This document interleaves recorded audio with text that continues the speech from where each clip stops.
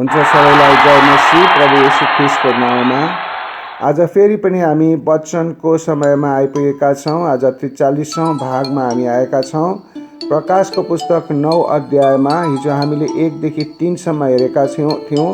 प्रकाशको पुस्तकमा हामीले जुन यो खण्डमा हेर्दाखेरि 5औं सिल अथवा 5औं तुरही फुकिएको छ। 5औं तुरही फुक्दाखेरि यहाँबाट ठुलो स्वर्गबाट ठुलो तारा खसेको छ पृथ्वीमा।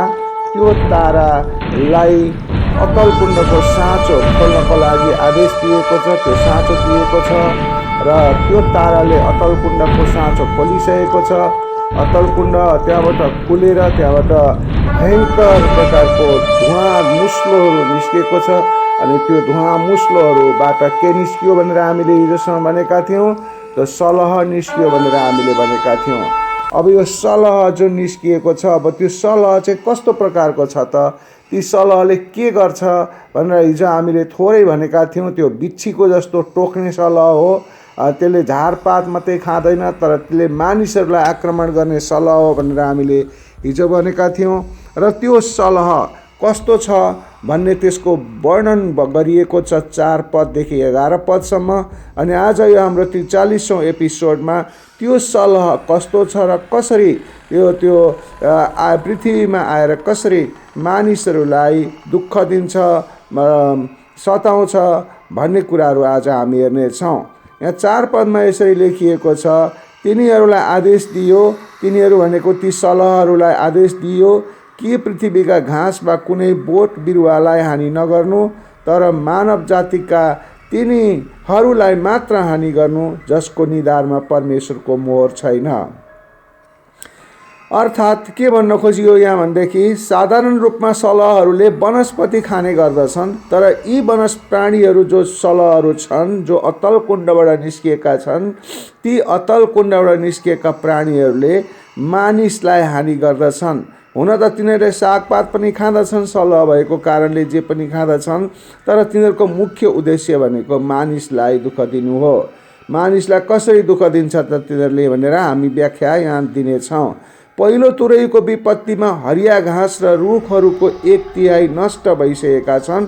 अब यहाँ घाँस र बोट बिरुवालाई हानि गर्नु भनिएको छैन, तर यी सलहहरूले एकमात्र लक्ष्य मानिसलाई हानि गर्नलाई आएका छन्, तर मार्नलाई होइन। जुन 5 महिनाको लागि मात्र सताउँदछन् उनीहरूले। परमेश्वरका साक्षी वा सेवकहरूलाई हानि गर्न निषेध गरिएको छ, जसलाई वास्तवमा तिनीहरू विनाश गर्न चाहन्छन्।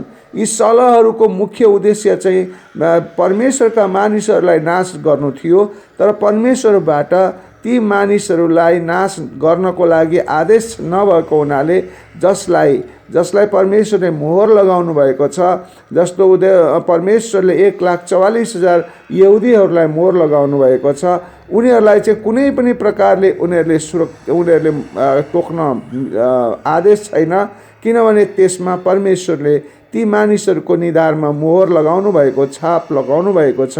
ती बाहेकका मानिसहरूलाई उनीहरूले टोक्नेछन्, दुःख दिनेछन्, सताउनेछन्, तर ठुलो भिड जसले सङ्कटको समयमा विश्वास गर्छन् तिनीहरू सम्भवतः मारिन्छन्, तर 1,44,000लाई चाहिँ कसैले पनि छुन सक्दैन भनेर चाहिँ यहाँ भनिएको छ। त्यसकारण जसको ती सलहहरू यस्तो प्रकारले टोक्छन् तिनीहरूले के भनेदेखि मानिसहरूलाई एकपटक टोकेपछि 5 महिनासम्म घाइते बनाइदिने शक्ति तिनीहरूलाई दिएको हुन्छ। अनि 5औँमा भनिएको छ, तिनीहरूलाई मारि त नहाल्नु, तर 5 महिनासम्म यातना दिनु भन्ने तिनीहरूलाई अख्तियार दियो, र मानिसहरूलाई बिच्छीले डस्दा जस्तो पीडा हुन्छ तिनीहरूलाई पनि दिएको पीडा पनि त्यस्तै थियो। भन्नुको मतलब के हो त यहाँ भन्दा अघि मैले भनिसकेको छु, सलहहरूको अवधि 5 महिनासम्मको लागि मात्र छ। 5 महिना तिनीहरूले टोक्नेछन्, अनि सायद 5 महिनापछि उनीहरू सखाप हुनेछन् अथवा उनीहरू फेरि फर्केर अतल कुण्डमा जानेछन्, किनभने ती सलहहरू चाहिँ शैतानिक सलहहरू हुन्। अनि ती शैतानिक सलहहरूको कस्तो हुन्छ त भन्दा बिच्छीको आकृति भएका, गङ्गटा भएका वा समुद्री माछा जस्तो देखिए तापनि ती साह्रै नै खतरनाक हुँदछन् र यसको पुच्छर विषालु हुन्छ, जहाँबाट यसले के गर्छ भने डस्छ। यो सर्प जस्तै मानिस विरोधी हो र मौका मिले तुरुन्तै आक्रमण गरिहाल्छ। यिनीहरूले आक्रमणको मौका खोज्दछ र आक्रमण गर्छ भन्ने कुराहरू यिनीहरूको आक्रमणताको बारेमा बाइबलमा लुकामा 10:19 अनि 11:12 प्रष्ट भनिएको छ। मारि त नहाल्नु र भनेर दिएको एक जुन आदेश हो, त्यो आदेश यिनीहरूले पालना गर्छन्। यिनीहरूको शरीरमा त्यति मात्र बिख हुन्छ र यिनीहरूले के गर्छन् त भन्दा परमेश्वरको आज्ञा अनुसार त्यति मात्र डस्न अनुमति पाएका छन्। 5 महिनापछि तिनीहरू सायद फेरि अतल कुण्डमै जानेछन् र न्यायको दिनमा बन्धनमा राखिनेछन् भन्ने कुरा अघि मैले बताइसकेको छु। 5 महिना भनेको 150 दिन हो, जुन नुहाको जल प्रलयपछि पृथ्वीमा पानी रहेको समयलाई पनि हामी तुलना गर्न सक्दछौँ। जुन पानी रहेको बेलामा जुन प्रकारको मानिसहरूमा एउटा त्राहिमाम अवस्था थियो, त्यो अवस्था 150 दिनसम्म नै कायम रहेको थियो भन्ने कुरा उत्पत्तिको 7:24बाट हामी थाहा पाउँदछौँ। यी दुवै प्रसङ्गमा सङ्कट हुनुको कारण परमेश्वरका छोराहरू अर्थात् त्यहाँ पनि परमेश्वरका छोरा, यहाँ पनि परमेश्वरका छोराहरू अर्थात् पतन भएका स्वर्गदूतहरूको कुरा गरिएको छ। तिनै हुन् जो पतन भएका छोराहरू, परमेश्वरका छोरा भनेको पतन भएका स्वर्गदूतहरू हुन्। तर यस समयमा तिनीहरू रुष्ट र यातना दिनलाई अन्धकारबाट आएका छन्। तिनीहरू अन्धकारबाट आएका छन् सलहको रूपमा र मानिसहरूलाई तिनीहरूको छलले झुक्क्याउने र अनि त्यसपछि आक्रमण गर्ने गर्दछन्। 2 कोरिन्थी 11:14 यो कुरालाई स्पष्ट गरेर व्याख्या दिएको छ। अनि वृद्ध र आदरणीय मानिसहरूका शिर हुन् तथा खुट्टा तथा सिकाउने अगमवक्ताहरू चाहिँ पुच्छर हुन् भनेर भनिएको छ।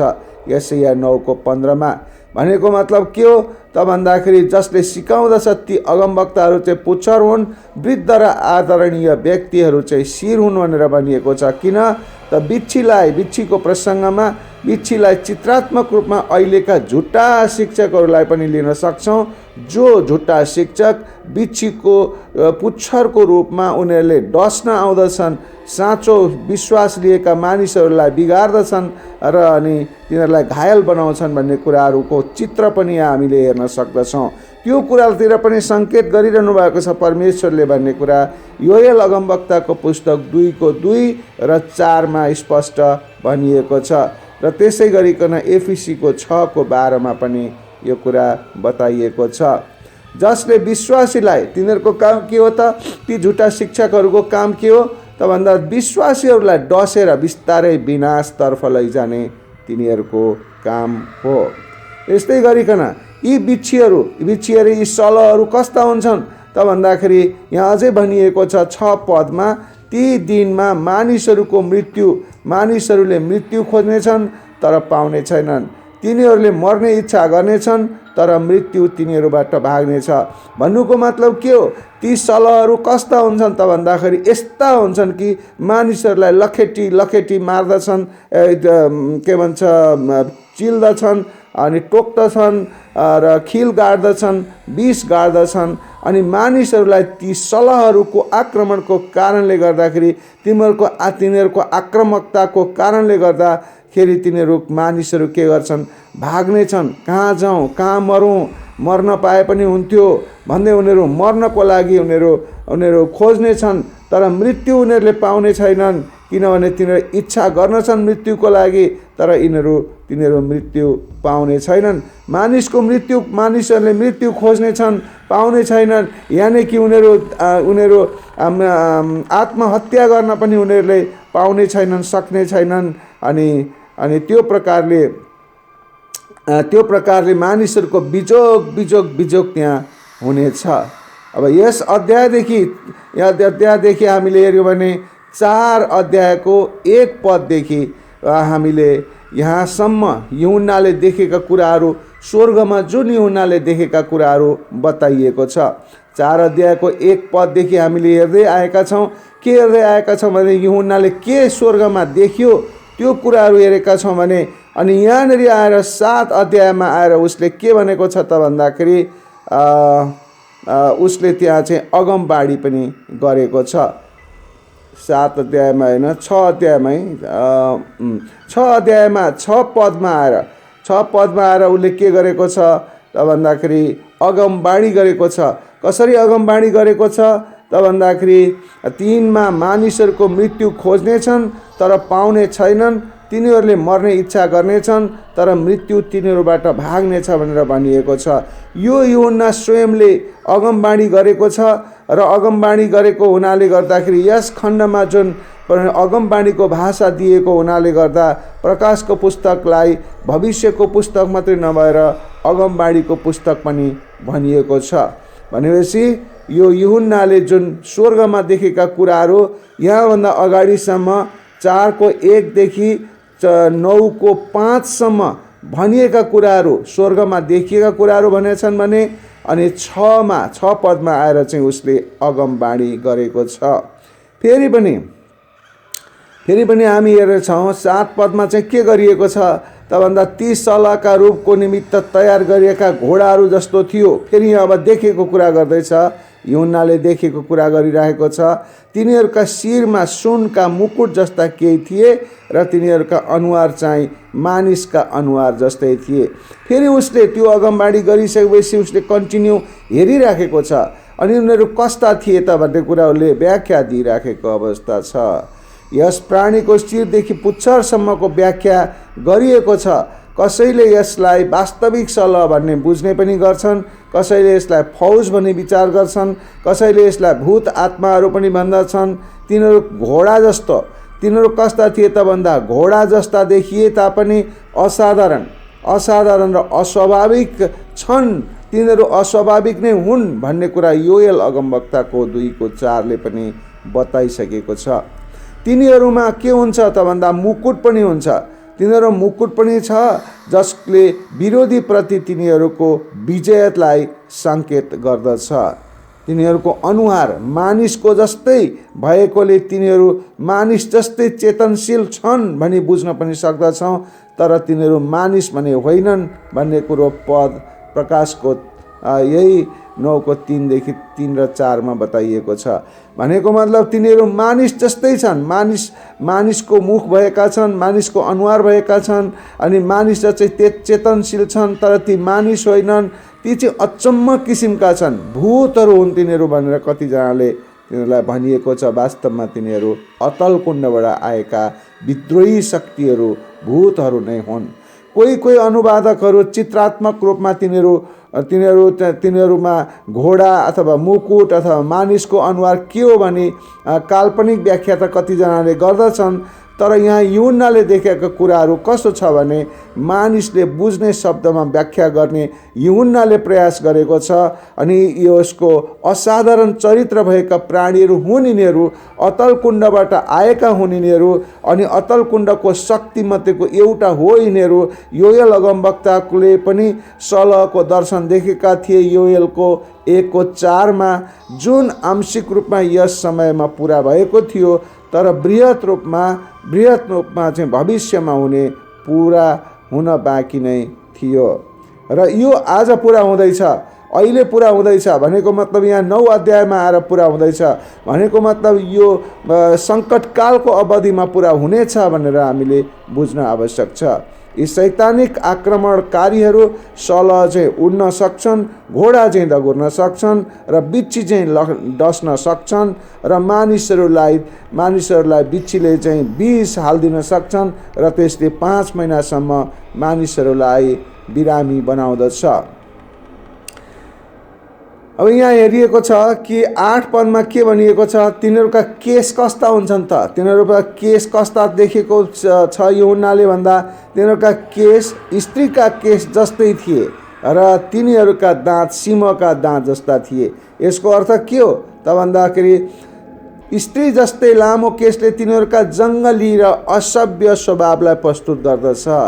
पुरानो समयमा लामो कपाल भएको मानिसलाई कसरी हेरिन्थ्यो भनेदेखि अनि मानिसको चाहिँ एउटा कपालले मानिसको महिमालाई प्रतिनिधित्व गर्दथ्यो अनि सम्भवतः यो केही हदसम्म यी सलहहरूले पनि मानिसमाथि नै विजय प्राप्त गरेर उनीहरूले आफ्नो महिमा लिँदछन्।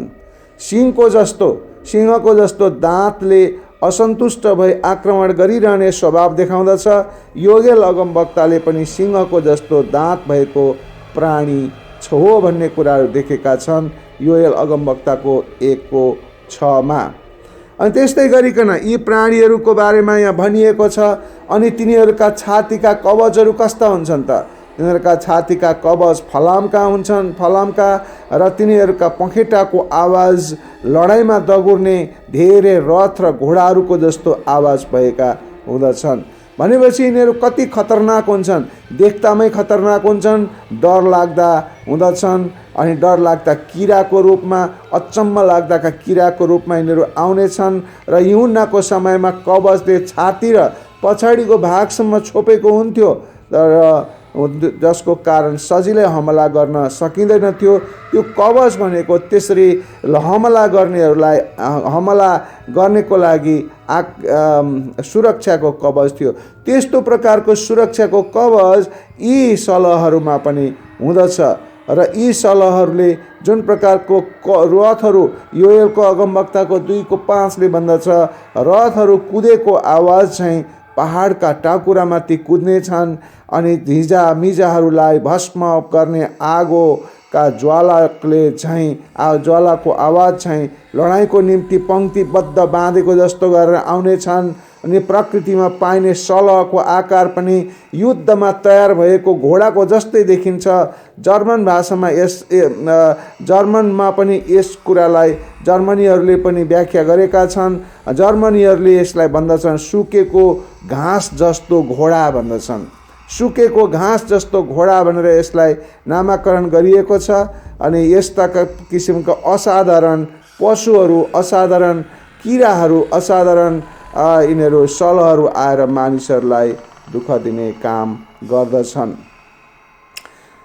अनि 10औं पदमा भनिएको छ, तिनीहरूका पुच्छर र खिल बिच्छीका जस्तै थिए। तिनीहरूका पुच्छरमा 5 महिनासम्म मानिसलाई कष्ट दिने शक्ति थियो। अनि यो अघि मैले माथि व्याख्या गरिसकेको छु। साँच्चै नै भन्ने हो भने तिनीहरू कस्ता छन् त भन्दा ती बिच्छी जस्ता छन्। सलहहरू ती घाँस खाने मात्रै होइनन्, तर यो समयमा घाँस खाँदैनन्। मान्छेलाई खोज्दै उनीहरूले डस्न आउने छन्, र उनीहरूले डसेको कुराले गर्दाखेरि 5 महिनासम्म मानिसहरू कायल हुनेछ। र योएल अगमवक्ताको 2:20मा भनिएको छ, म उत्तरतिरबाट आएको सेनालाई तिमीहरूदेखि टाढा खेदिदिनेछु। म त्यसलाई बाँझो र उजाड देशमा धपाइदिनेछु। त्यसको अघिल्लो पङ्क्तिलाई पूर्वको समुद्रमा र त्यसको पछिल्लो पङ्क्तिलाई चाहिँ पश्चिमको समुद्रमा हटाइदिनेछु। अनि त्यसको गन्ध त्यसको सडेको दुर्गन्धमाथि उड्नेछ भनेर भनिएको छ। त्यसै कारणले अतल कुण्ड 11 पदमा भनिएको छ, अतल कुण्डको दूत तिनीहरूका राजा थियो, र हिब्रू भाषामा त्यसको नाम एबाडोन र ग्रिक भाषामा त्यसको नाम अपोलियन हो। अब यहाँनिर भनिएको छ 11मा के भनिएको छ भनेदेखि हिब्रू भाषामा एबाडोनको कुरा गरिएको छ र ग्रिक भाषामा अपोलियनको कुरा गरिएको छ। दुवैको अर्थ के हो भने विनाश गर्ने वस्तु भनेर भनिएको छ। विनाश गर्ने चिज, विनाश गर्ने माध्यम, यो विनाशकारी हो। हामीले अहिले कोभिड-19बाट भर्खर मुक्ति पाएका छौँ, तर यसबाट मुक्ति पाउनलाई मानिसलाई धेरै गाह्रो पर्दछ। एबाडोन पुरानो करारमा 6 पटक उल्लेख गरिएको छ। अनि यो चाहिँ कहाँ छ त भन्दाखेरि अय्युबको 26:6मा छ, अय्युबको 28:22मा, त्यस्तै अय्युबको 31:12मा, त्यस्तै भजन सङ्ग्रह 18:11मा, त्यस्तै हितोपदेश 15:11मा, अनि हितोपदेश 27:30मा।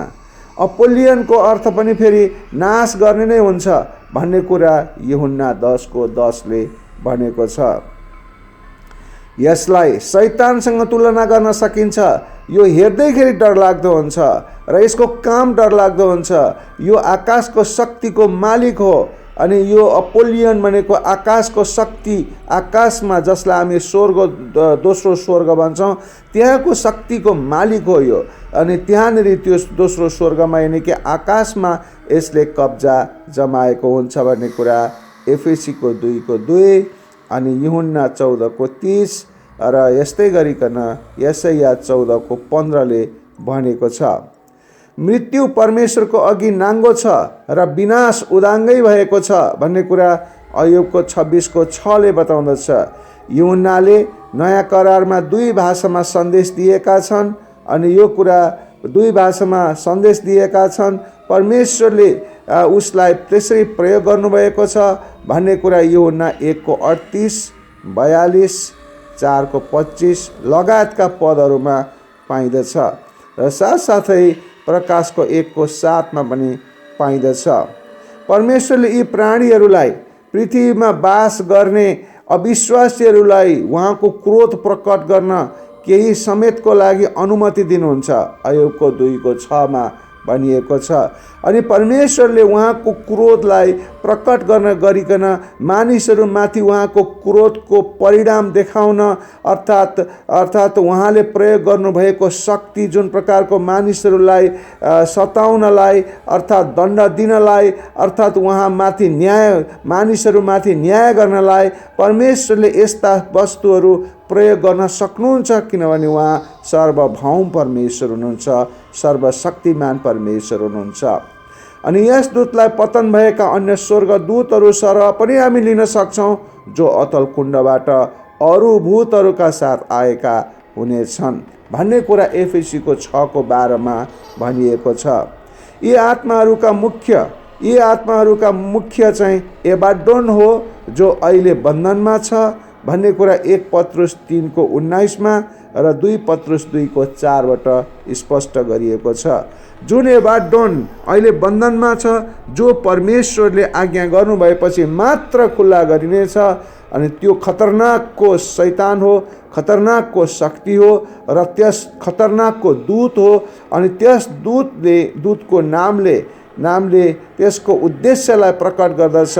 यहाँ दूत मात्र भनिएकोले यसलाई शैतान भन्न अब त हामीलाई आपत्तिजनक लाग्छ किनभने अगाडि नै हामीले मण्डलीहरूको बारेमा हेर्दाखेरि दूतको कुरा गरिएको थियो। तर यहाँ दूत भनेको चाहिँ के भनेदेखि वास्तवमा शैतान नै हो।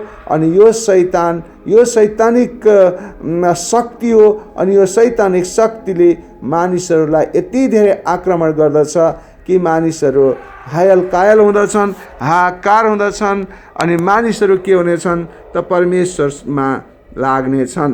र आजको वचनले के भन्दैछ त भन्दाखेरि यदि हामीहरू पनि परमेश्वरमा समर्पित हुँदैनौँ भने वास्तवमा कुनै न कुनै तरहले हामीहरूमाथि पनि परमेश्वरको क्रोध दन्केको हुन्छ, परमेश्वरको क्रोध आएको हुन्छ।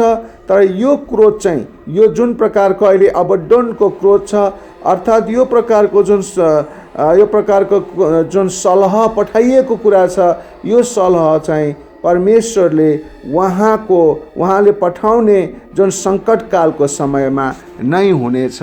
र तर आजको दिनमा विभिन्न प्रकारले परमेश्वरले सङ्कटकाल अथवा विभिन्न प्रकारले परमेश्वरले मानिसहरूमा चेतनाको लागि अनि परमेश्वरले त्यो उहाँको क्रोध पठाउनुहुन्छ। त्यो क्रोध पठाउनुको मुख्य अर्थ परमेश्वरले मानिसलाई पूर्ण रूपमा मानिसहरूलाई तहस नहस गर्नु, पूर्ण रूपमा मानिसहरूलाई समाप्त पार्नलाई होइन, तर त्यो क्रोध देखेर, त्यो परमेश्वरको शक्ति देखेर ती मानिसहरू जो एकदम ढुङ्गाको हृदय भएका हुन्छन् ती मानिसहरू परमेश्वरको मार्गमा आउन्, नम्र हुन्, पश्चाताप गरून् भन्नको लागि ती चान्सको रूपमा परमेश्वरले, मौकाको रूपमा, विकल्पको रूपमा परमेश्वरले दिएको मौका हुन्। त्यसलाई कति मानिसहरूले प्रयोग गर्नेछन्, कतिले नगर्नेछन्। त्यो मानिसहरूले त्यो परमेश्वरको शक्तिलाई चिनेर परमेश्वरपट्टि लाग्नेहरूको उद्धार हुनेछ, अरूलाई विनाश गरिनेछ। त्यसकारण आजको वचनले हामी के बुझ्न सक्छौँ भने दोस्रो आगमन पछि परमेश्वरको जुन प्रकारको सङ्कट काल हुन्छ त्यो सङ्कट कालमा परमेश्वरले गर्ने जति पनि शक्तिका प्रदर्शनहरू छन्, ती शक्तिका प्रदर्शनहरूको कारणले गर्दा धेरै मानिसहरू झन् कठोर हुनेछन्, धेरै मानिसहरू अनि प्रभुतिर फर्किने मौका पाउनेछौँ। आज पनि हामीले गत वर्षहरूमा पठाएको जुन प्रकारको कोरोना भाइरस छ, कोरोना भाइरसद्वारा पनि हामीले धेरै कुराको अनुभव पाइसकेका छौँ। त्यसैले हामीहरू ढिला नगरिकन परमेश्वरमा हामी परमेश्वरको पवित्रता, परमेश्वरको महानता, परमेश्वरको सार्वभौमता, परमेश्वरको सर्वशक्तिमान अधिकार र शक्तिमा उहाँमा हामी विश्वास गरेर अगाडि बढ्यौँ भने जसलाई पनि परमेश्वरले उद्धार र मुक्ति दिने, शान्ति दिने गर्नुहुन्छ। र म आशा गर्दछु तपाईहरू सबैजना यही परमेश्वरको शान्ति र मुक्तिको आशा र भरोसामा हुनुहुन्छ भन्ने कुरा आशा र म प्रार्थना गर्दछु। हुन्छ, प्रभु येशूले सबैजनालाई आशिष दिनुभएको होस्। जय मसीह। God bless you.